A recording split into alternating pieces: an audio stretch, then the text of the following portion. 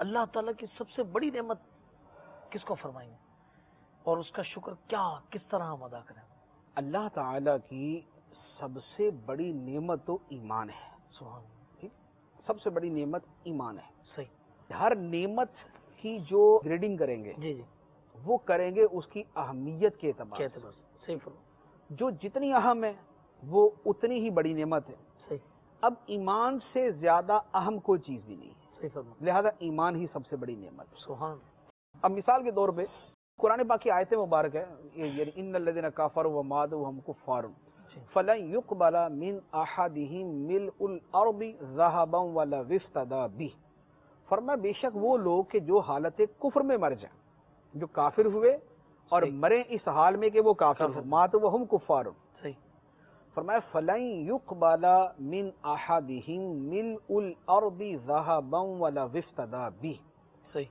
اگر پوری روئے زمین کے برابر سونا بھی اپنی جان چھڑانے کے لیے دے دیں تو قبول نہیں کیا جائے گا. یہ ایمان کے مقابلے کے اندر یہ چیز ہے وہ بیان فرمائے گی. بلکہ یہ بھی فرمائے گا کہ اتنا ہی اور بھی اگر ہو، اور جگہوں پر یہ بھی ہے کہ اس سے اتنا اور بھی اگر ان کے پاس ہو وہ بھی دینے کو تیار ہو جائیں گے، لیکن یہ ایمان کی جگہ کام نہیں دے گا. تو ایمان جو ہے یہ سب سے بڑی نعمت ہے. ایمان کے بعد جو دوسری بڑی نعمت ہمارے حق میں ہے وہ ہے نبی کریم صلی اللہ علیہ وآلہ وسلم کی امت میں سے ہونا. یہ ہمارے لیے دوسری جو ہے وہ سب سے بڑی نعمت ہے. یعنی ایمان والا ہونا تو حضرت موسیٰ علیہ السلام کا امتی بھی ہو سکتا ہے، عیسیٰ علیہ السلام کا امتی بھی ہو سکتا ہے. لہذا ایمان علی الاطلاق جو ہے وہ سب سے بڑی نعمت ہے. اس کے بعد ہمارے حق میں کون تم خیر امہ، کہ تم بہترین امت کہ نبی کریم صلی اللہ علیہ وسلم کی امت ہیں، رحمت للعالمین شفیع المذنبین صلی اللہ علیہ وسلم کی ہم امت ہیں. یہ ہمارے لیے دوسری بڑی نعمت ہے. تیسری بڑی نعمت ہے اعمال صالحہ کی توفیق ہونا. ایک آدمی اعمال صالحہ سے بالکل دور، فسق و فجور میں مشغول، شراب، بدکاری، گناہ، سود، جوا، کرپشن، دیگر سب کاموں میں مشغول ہے، سب چیزیں اس کے پاس ہے. اعمال صالحہ سے اگر وہ محروم ہے تو اس کی یہ دیگر نعمتیں جو ہیں یہ اس کو مردود کرنے والی ہیں. اس کو یعنی اس کی فراوانی مال کی کثرت اس کے پاس جو بھی ہے اس کو مردود کرنے والی. اور جو اعمال صالحہ والا ہے وہ بھلے غریب ہو، کمزور ہو، بیمار ہو، پریشان ہو، لیکن اللہ تعالیٰ نے اس کو نیکیوں کی توفیق دی ہوئی ہے، اور کسی حال کے اندر بھی وہ ان نیکیوں کی توفیق سے نیکیوں سے دور نہیں ہوتا. نعمت پہ شکر ہے، مصیبت پہ صبر ہے. تو اسے جو اللہ تعالیٰ نے نعمت عطا فرمائی اعمال صالحہ کی توفیق، یہ سب سے بڑی نعمت ہے. کیونکہ یہ نعمت جنت میں داخل کرنے والی اور درجات بڑھانے والی ہے. اچھا، اس کے بعد چوتھے نمبر پر جو نعمت ہے وہ ہے عافیت. عافیت یہ ہے کہ بندہ جو ہے وہ مصائب کا شکار نہیں ہے، مصائب کا شکار نہیں. جیسے مثال کی طرف اس وقت ہم بیٹھے ہیں تو الحمدللہ ہم عافیت میں، الحمدللہ ہمیں ایسا وہ نہیں ہے کہ جناب ہمیں جناب وہ اپنے بچوں کی وجہ سے اس وقت بڑی پریشانی کے اندر ہم مبتلا ہیں، ہم اپنی صحت کی وجہ سے کسی بڑی پریشانی میں مبتلا، ایسا نہیں. ہم عافیت کے اندر بیٹھے، اور دنیا میں اکثریت عافیت کے ساتھ ہوتی. صحیح فرمایا. یعنی بعض اوقات صرف ان کی پریشانی بے صبری ہوتی. بالکل. یعنی ان کی جو تکلیف یہ ہے کہ مالی تنگی ہے، کچھ بیماری ہے، یہ چیزیں جو ہے یہ زیادہ تر بے صبری کی وجہ سے ہوتی ہے. موسٹلی لوگ جو ہے عافیت میں ہوتے ہیں، یا کم از کم اکثر اوقات اور اکثر لمحات کے اندر لوگ عافیت کے اندر ہوتے ہیں. اسی لیے حدیث مبارک میں عافیت کا سوال کرنے کا فرمایا گیا. سبحان اللہ. یعنی اس کا حکم دیا گیا صلی اللہ العافیہ، اللہ سے عافیت کا سوال کر.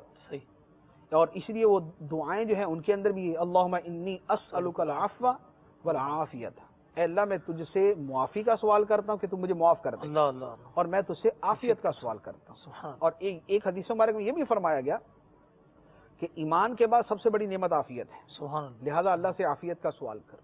تو عافیت بہت بڑی چیز ہے. ورنہ ایک آدمی کے پاس 1 کھرب روپیہ ہے، صحیح ٹھیک ہے، لیکن اس کی عافیت کا یہ حال ہو کہ وہ کچھ کھا ہی نہیں سکے، اللہ نیند نہ آتی، اس کو نیند نہ آتی ہو، وہ پلکیں جھپکانے پر قادر نہ ہو، اس کی جناب سر سے لے کر پاؤں تک عضو کے اندر بیماری ہو. اب مال تو سارا موجود ہے لیکن عافیت نہیں ہے اس کو. تو لہذا عافیت جو ہے یہ سب سے بڑی نعمت ہے. پھر صحیح۔ عافیت کے ساتھ پھر صحت اس کے ساتھ ہی ہے، یعنی جی، صحت جی۔ عافیت کے اندر ہی داخل ہو جاتی ہے، صحیح۔ یعنی عافیت پریشانیوں کے اعتبار سے بھی ہے، صحت کے اعتبار سے بھی ہے۔ مال کا جو معاملہ ہے نا یہ سب کے بعد میں آتا ہے۔ مال جو ہے ایمان کے برابر تو نہیں ہو سکتا، نہیں ہو ٹھیک سکتا، ہے نا؟ بالکل نہیں ہو سکتا، مال جو ہے وہ سرکار اسلام کی امت میں ہونے کے برابر تو نہیں ہو سکتا، بالکل نہیں ہو ٹھیک؟ سکتا، اور مال جو ہے وہ نیکیوں کے اعمال صالحہ کے برابر تو نہیں ہو نہیں ہو سکتا، سکتا، مال عافیت کے برابر تو نہیں ہو نہیں سکتا۔ ہو سکتا۔ اسی لیے وہ لوگ کہ جن کے پاس عافیت نہیں ہے مال ہے، ہائے ہائے، وہ یہ کہتے ہیں کہ یا اللہ مال سارا لے لے لیکن ہمیں عافیت عطا عافیت۔ فرما، اللہ، ہمیں عافیت عطا فرما۔ جن کے پاس عافیت ہے مال نہیں ہے وہ سکھی ہیں، وہ سکون کے اندر ہے، وہ آرام کے اندر ہے۔ بولے غریب ہے مگر سکون میں ہے۔ غریب ہے، عافیت کے ساتھ ہے، سکون کے اندر ہے۔ تو لہذا نعمتوں کی جس انداز میں ترتیب ہے ان کی فکر بھی اسی انداز میں ہونی چاہیے، کیا بات، اور ان کا شکر بھی اسی انداز میں ادا کرنا چاہیے۔ نعمت ایمان پر اللہ تعالیٰ کا یعنی شکر اتنا ادا کریں کہ یعنی حقیقتاً تو ہمارا سر جو ہے وہ سجدے سے نہ اٹھے اللہ اللہ، کہ اللہ تعالیٰ نے ہمیں ایمان والوں کے گھر میں پیدا کیا، ہمیں ایمان کی دولت سے سرفراز فرمایا، ہم مومن ہیں، ورنہ ہم کسی کے گھر میں بھی پیدا ہو جاتے، ہمارا تو کوئی زور نہیں تھا، یا معاذ اللہ دل ہمارے کسی کا بگڑے اور وہ کسی اور طرف نکل جائے تو کیا ہے اس کا، لیکن اللہ تعالیٰ نے ہم پہ کرم فرمایا۔ اسی لیے اب آپ یہ دیکھیں، بلکہ ایک اور چیز میرے ذہن میں آئی، جی، ہر نماز کے اندر، ہر نماز میں اب کیا دعا مانگتے ہیں؟ اہدنا الصراط المستقیم، سبحان، ٹھیک؟